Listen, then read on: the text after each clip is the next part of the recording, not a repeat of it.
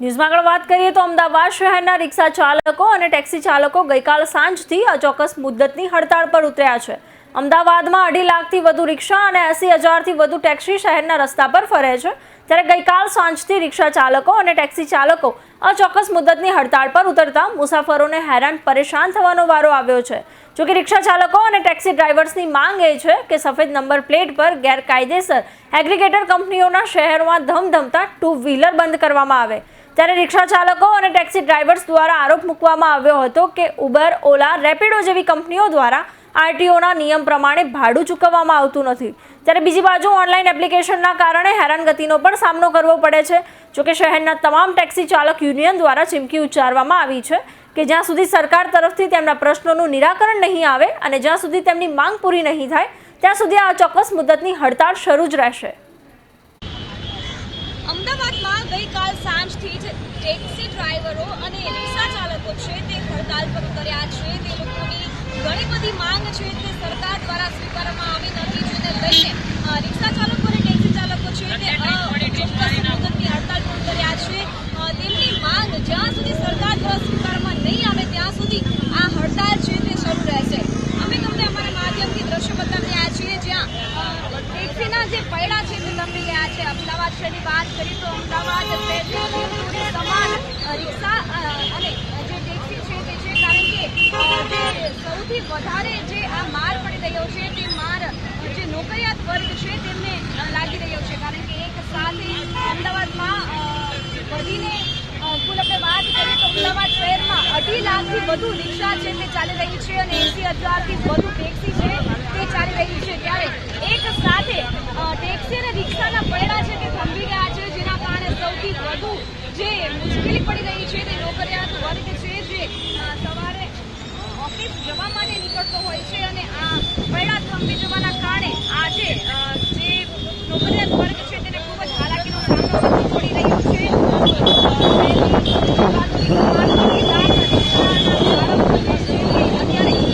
ગાંધી ચિંધ્યા માર્ગ પર આંદોલન પર ઉતર્યા છે। રિક્ષા ચાલકો સાથે શહેરના 80,000 ટેક્સી ડ્રાઈવરો છે તે પણ આંદોલનમાં જોડાયા છે। આપને જણાવી દઈએ કે સફેદ નંબર પ્લેટ વાળા અનઅધિકૃત એગ્રીગેટર કંપનીના 2 વ્હીલર બંધ કરાવવાની માંગ સાથે રિક્ષા ચાલકો અને ટેક્સી ડ્રાઈવરો છે તે હડતાળ પર ઉતર્યા છે। તો આપણી સાથે અત્યારે રિક્ષા ચાલકો અને ટેક્સી ચાલકો જે હડતાળ પર ઉતર્યા છે તે ઉપસ્થિત છે, તો આપણે તેમને જ પૂછીએ કે તેમના શું સવાલો છે અને કયા કારણોસર તે લોકો અચોક્કસ મુદત પર ઉતર્યા છે। જી આપનું નામ? हमारी बात ये है कि हमने सरकार द्वारा जो नक्की करेल भाव છે અમને મળતા નથી।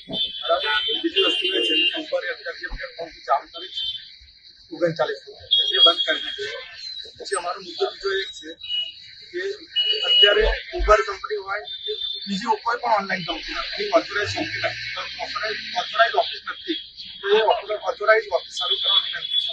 કાલે કોઈ પણ વ્યક્તિ ડ્રાઈવર હોય, કસ્ટમર અને તકલીફ પડે તો એ જગ્યાએ જઈ શકે, કેમ કે બધું ઓનલાઈન રાખ્યું છે। બીજી વસ્તુ એ છે કે આજે રોડ ઉપર પ્રાઇવેટ વ્હીકલ ચાલે છે, બાકી તમારે કામ કરવું હોય તો કોમર્શિયલ વ્હીકલ અત્યારે જરૂરી છે, બરાબર, પણ સરકાર છે ને પ્રાઇવેટ વ્હીકલ ઉપર કોઈ એક્શન લેતી નથી અને અટેચ કરે છે। એ જ અમારો મુદ્દો છે અને સરકાર પ્રમાણે ભાવ અમને ભાવ મળે એ અમારી માંગ છે। જ્યાં સુધી અમારી માંગ પૂરી નહીં થાય ત્યાં સુધી અમે હડતાલ ઉપર રહેવાના છીએ। અમારી સરકારનો આ જે હડતાલ છે તો ક્યાંથી કરવામાં આવી છે? ગઈકાલથી અમારી હડતાલ ચાલુ છે, બરાબર। જે કંપનીઓ 30% કમિશન લે છે અને અમને પોતાને બરાબર કચ્છી 9 રૂપિયા પર કિલોમીટર આવે, જેથી અમારા કરતા તો ઓટો રિક્ષાના ભાવ વધારે છે। 20 રૂપિયા કિલોમીટર રિક્ષાના આપે છે અને અમને 9 થી 10 રૂપિયા આપે છે। એમાં 5% એમાં પણ 5% કેશ ટેક્સ આપે છે, બરાબર। તો આ બધું બંધ થાય અને દિલ્હીનો જે 39 રૂપિયા પ્લેટફોર્મ ફી લે છે એ બંધ થાય એવી અમારી માંગ છે અને આ અમારી માંગ નહીં સંતોષાય ત્યાં સુધી અમે અચોક્કસ મુદતની હડતાલ ઉપર છીએ। જરૂર પડશે તો અમે સચિવાલય ગાંધીનગર સુધી પણ હડતાલ સુધી અમે ભૂખ હડતાલ સુધી કરવા રેડી છીએ। સરકારના નિયમ પ્રમાણે કિલોમીટરે 25 રૂપિયા કેબ ભાડું મળવું જોઈએ, જે અમને નથી મળતું। અને રિક્ષાવાળાનું ભાડું કિલોમીટરે 20 રૂપિયા છે. જોકે અમે 10 રૂપિયા અમને કિલોમીટર હાલ મળે છે, અને એ 10 રૂપિયા કિલોમીટરમાં અમારે એસી પણ ચાલુ રાખવાનું, ટ્રાફિકમાં ફરવાનું, તોય અમને પૂરું ભાડું મળતું નથી. અને અમારી માંગ એવી છે કે ભાઈ 39 રૂપિયા જે ઉબર પ્લેટફોર્મ ફી લે છે એના કમિશન સિવાયની એ પ્લેટફોર્મ ફી એ બંધ કરવું જોઈએ. અને અમારા કસ્ટમર કોઈ પણ નાની કમ્પ્લેન નાખે તો અમારી આઈડી તરત બંધ કરી દે છે, બ્લોક કરી દે છે, કે અમારી ગાડી ઓફરોડ કરી દે છે. અમે ફરીથી એની જોડે કામ કરી ના શકીએ. આજ અમે 10 લાખની ગાડી લાવીએ છીએ ઉબર અને ઓલા જોડે કામ કરવા માટે, પણ અમારી ગાડી બંધ કરી દે તો અમે શું કરવાના? પછી અમે નિરાધાર થઈ જવાના. અમારી જોડે કોઈ આરો રહેવાનો નથી. અમારી ગાડીના હપ્તા ભરવાના, અમે કેવી રીતના ભરીશું? અત્યારે જે સૌથી મોટો એક સવાલ છે કે અત્યારે ચોમાસાની માહોલ ચાલુ છે, ઘણી બધી એવી ઇમરજન્સી આવતી હોય છે જેમાં સૌથી વધારે રિક્ષા ચાલકો અને ટેક્સી ચાલકોની સેવા આપવામાં આવતી હોય છે. તો અત્યારે તમે જ્યારે લોકો હડતાલ કરશો તો આવા કોઈ તમને ઇમરજન્સી કોલ આવે છે તો તમે સેવા આપશો કે કોઈ પણ સેવા હશે એમાં અમે આપવા માટે બંધાયેલા છીએ અને અમે તૈયાર રહીશું. અમે જે ગાડી રોકીએ છીએ ફક્ત ઓલા અને ઉબરમાં જે ટ્રીપ લઈને જતો હશે એને જ અમે એની ગાડી સાઈડમાં કરીને ગાડી રોકીએ છીએ. ઇમરજન્સી જે વ્હીકલ છે અમે એને જવા જ દઈએ છીએ. અમે એને કોઈ હેરાન કરતા નથી. મેડિકલ ઇસ્યુ લઈને કોઈ નીકળ્યું હોય તો અમે એને પણ હેરાન કરતા નથી. અને ઉપરથી અમે હેલ્પ કરીએ છીએ એમને. અમે ખાલી જે ઓલા ઉબેરમાં ટ્રીપ, ઓલા ઉબેર, રેપિડોમાં જે ટ્રીપ લઈને નીકળે છે અમે એની જ આઈડી બંધ કરાવીને એની ગાડી સાઈડમાં કરાવી છે. અમે બીજા કોઈને હેરાન કરતા નથી. અમે રાઇડરને પણ હેરાન કરતા નથી.